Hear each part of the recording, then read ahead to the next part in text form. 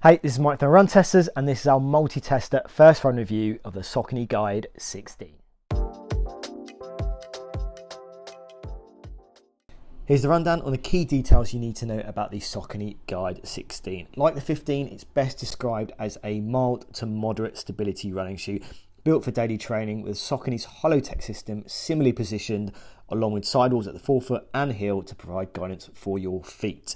It sticks to an 8mm drop, coming in at the same 35mm at the heel and 27mm at the forefoot. Our UK size 8 weighed in at 263 grams compared to 268 grams on the 15, so there's a slight drop in weight. In the upper department, it's still all mesh, and it looks like changes mainly lie with a slightly more padded tongue with similar padding at the heel and a slightly more breathable look. Saucony still uses its Power Run foam to deliver a similar soft cushion feeling, with a new version of its Power Run sock liner in place to improve things on the comfort front. Things don't look to have changed much on the outsole front either, with Saucony sticking to the same tread pattern throughout the shoe, which should deliver much the same in terms of grip and durability.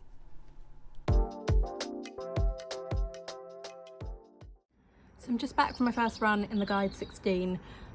Fit-wise, pretty true to size. I'm a UK 5, these are a UK 5, EU 38, pretty standard.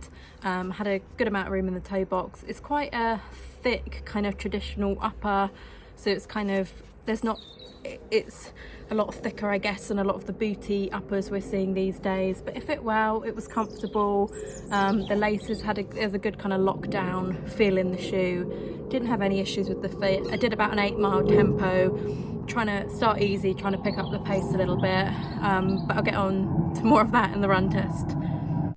So fit for me is absolutely fine in my UK size 8 with the Guide 16. I actually put on the Guide 15 to get a sense of whether there is actually any major differences. I would say the only thing I really notice is maybe you're getting a little bit more space up front of the toes, maybe because the change in the upper, it's slightly more stretchy in nature with this upper compared to the mesh one you got on the Guide 15. But other than that, it's pretty solid. I would go through to size based on my UK size 8. As I said, fine up front in terms of the space in the toes. I think it was kind of nice hold at the midfoot as well. The more padded tongue, I think it obviously gives you a little bit more comfort in terms of top of the foot.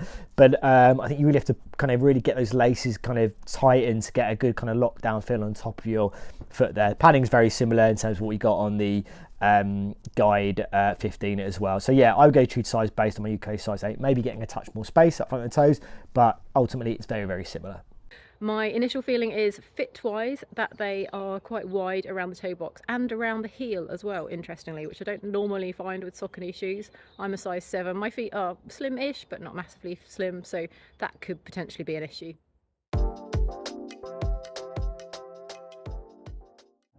So on the run, I mean, the foam is pretty firm. It is responsive, but it's definitely a firmer shoe. There's a lot of support. It's obviously a support shoe, but I think it's not the kind of traditional support. I think if you think back a few years ago to those kind of where you'd almost feel a big bit of plastic under your foot, under the heel of your foot, it's a lot more subtle in this shoe. It's there, you can definitely feel it, but you can't, it's not digging in. It's by no means are you feeling like your arch is wrapped in kind of plastic in this shoe. It was kind of responsive enough. To be honest, it didn't feel great at the kind of end of the session when I was really trying to, get up. I'm not the fastest runner, but when I was trying to get up to more kind of like a 7:30, 7:20, 7:15 minute pace, this isn't the shoe you'd want on your foot to do that.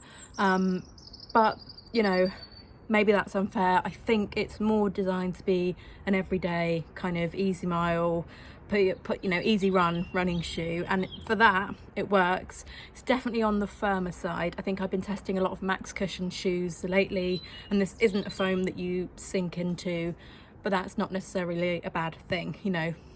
It definitely has a place in your collection, and I'm looking forward to doing a bit more testing in it. I'm a neutral runner most of the time. I don't often run in support shoes, and I think I didn't really notice it, which I think is a good thing. I was a bit nervous putting on a support shoe when I'm a neutral runner. I do tend to overpronate at the end of a run typically, and it wasn't an aggressive kind of support, which I quite liked.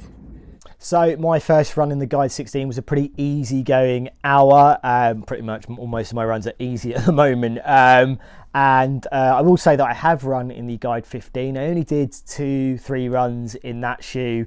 And in terms of my experience, or what I recall running in that shoe compared to this shoe, I don't think there's a huge amount different in it. I think there's slightly kind of minor changes that might influence or change the way the shoe feels, but ultimately I think it's pretty similar. I think the first thing that I would say is that obviously you've got a kind of fuller length Power Run Plus sock liner, which then what that does ultimately, it gives you something a little bit softer feeling when you kind of drop your kind of foot inside this shoe, and that kind of balances it out slightly in terms of the kind of more firmer feel that you're getting from Saucony's Power Run foam. That was the same foam that we got in the Guide 15. What that does in terms of the feeling of the midsole is that, yeah, it's a touch firm, but I do think it's relatively responsive. I could, in places where I was kind of picking the pace up a little bit, it did feel snappy. It's not too heavy in terms of the shoe as well, which dropped down a little bit in weight, not a huge amount. I think the ride reminds me of the older generation rides, whereas the new ride obviously feels a little bit more comfortable, a little bit more plush, I think, in comparison to the older rides. I think this gives you a sense of those older generations ride where, it really kind of locks you in a little bit, gives you something that you can potentially run a little bit quicker in, but ultimately you're going to use it to run and kind of cover a lot of distance.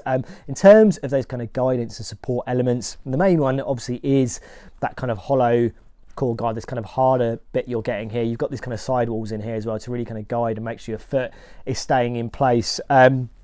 Now, like a lot of the kind of mild stability or moderate stability shoes, it's not something that I really felt on my run. You definitely can feel it a little bit. It doesn't disappear, but ultimately I didn't feel it was intrusive in any way. And in terms of keeping my foot staying in place, it felt a relatively stable shoe to run in. As I said, it's a firm ride.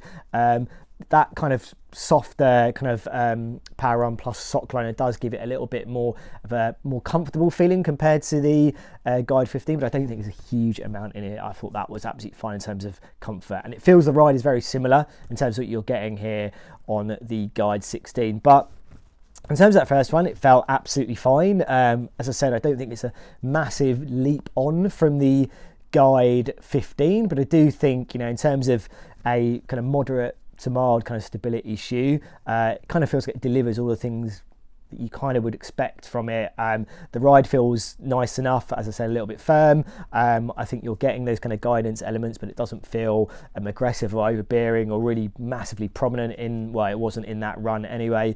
And yeah, you're getting a pretty comfortable shoe as well that doesn't feel too heavy and potentially will let you run a mixture of speeds, but you're not going to go run quicker kind of speed kind of track and kind of interval sessions in it, but some more up tempo stuff I think absolutely fine. Outsole wise, it's not massively changed from the Guide 15. I think it's almost identical. I was on dry pavements, a little bit of road, it was absolutely fine. I think the durability is going to be pretty similar in terms of what we got on the previous shoe, in terms of the life and in terms of the kind of grip and stuff. So from that point of view, yeah, fine, solid enough, not that massively different from the Guide 15. So yeah, an absolutely fine kind of easy run or first run in the Guide 16. Feels like another shoe that's going to deliver that kind of moderate stability or moderate kind of guidance, and do it in a very kind of effective and subtle way. On the run, they felt really firm to start with, wasn't convinced at all, but they've warmed up throughout the run. So maybe that is something that will happen over the miles. At the moment, to me, they feel more responsive than the Shift, which is odd given the marketing of them. But we shall see as they get used a bit more how that compares and whether it's just me being mean on the Saucony Shift. But they are certainly standard Saucony shoes where you can just put your feet in and go. There's no kind of discomfort there. It's just a case of exactly how responsive they are for that stability kind of shoe. And again, there is something to bear in mind there. Stability isn't my natural shoe, so I have to remember that there is going to be a firmness there because people need that.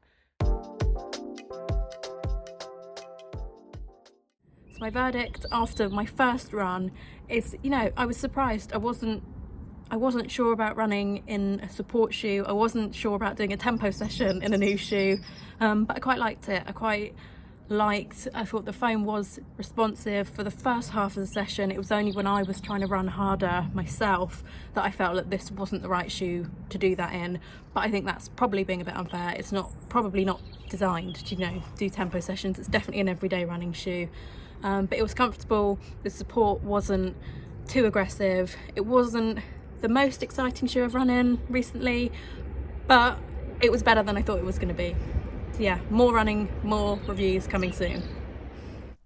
So initial verdict on the Saucony Guide 16 as a moderate to mild stability shoe that is designed for kind of daily training runs. So, the ability to kind of mix up the pace a little bit as well. I think, yeah, it's not a massive upgrade on the Saucony Guide 15. And I think if you could pick up the Guide 15, or my feeling is if you could pick up the Guide 15, you can kind of for a lot less than the Guide 16. I don't think you're getting massive improvements. I think you're getting maybe and a kind of slightly softer feeling underfoot in terms of this shoe. I think the ride is very similar, and I think things like the slight improvements in the upper I don't think warrant upgrading, and again the outsole feels very similar as well. But in terms of sitting with those other kind of mild to kind of moderate stability shoes, I think it does sit very well there. Things like the New Balance 860 V13, which I think has got probably a kind of tougher outsole, probably doesn't look as nice. It feels a little bit heavier than the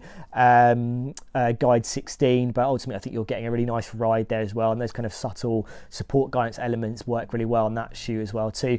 And then you look at something like the Saucony Tempest, which is obviously in Saucony's range as well.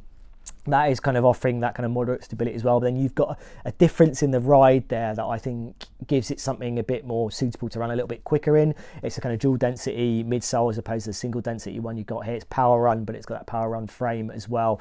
And it gives you the ability, if you wanted a more moderate kind of stability shoe, but something that is versatile in the sense you could probably use for a lot quicker kind of runs, then I think the Tempest works from that point of view, although that is going to be a little bit more expensive. But yeah, in terms of those kind of mild to moderate stability shoes, the Guide 16 sits very well, I think, with those kind of very good options based on that kind of first run. But ultimately my feeling is that if you could pick up the Guide 15, I don't think the improvements are massive enough for me as far as I can see just yet to kind of upgrade, and it's available at a good price now as well. So yeah, I think minor improvements that do make it still a solid shoe in this kind of range, or that fits that kind of criteria of running shoe, or the type of running shoe that people might want. But yeah, I think there's potentially better options maybe in Saucony's own range, and I think I would probably be thinking the New Balance 860 V13 might offer a little bit more as well in terms of comfort, maybe a slightly nicer ride, but yeah, it sits well with those options, and as I said, feels like a very minor upgrade on the Guide 15. This is definitely a stability shoe. If you're not used to that kind of shoe, you will notice the difference. This right here, this line, really gives some firmness to the ride. However, as I've said, it does warm up into it, and I think over future miles it will be interesting to see how this compares to the Shift and to other stability shoes out there. For the moment though, it's a solid effort. It's a little bit big.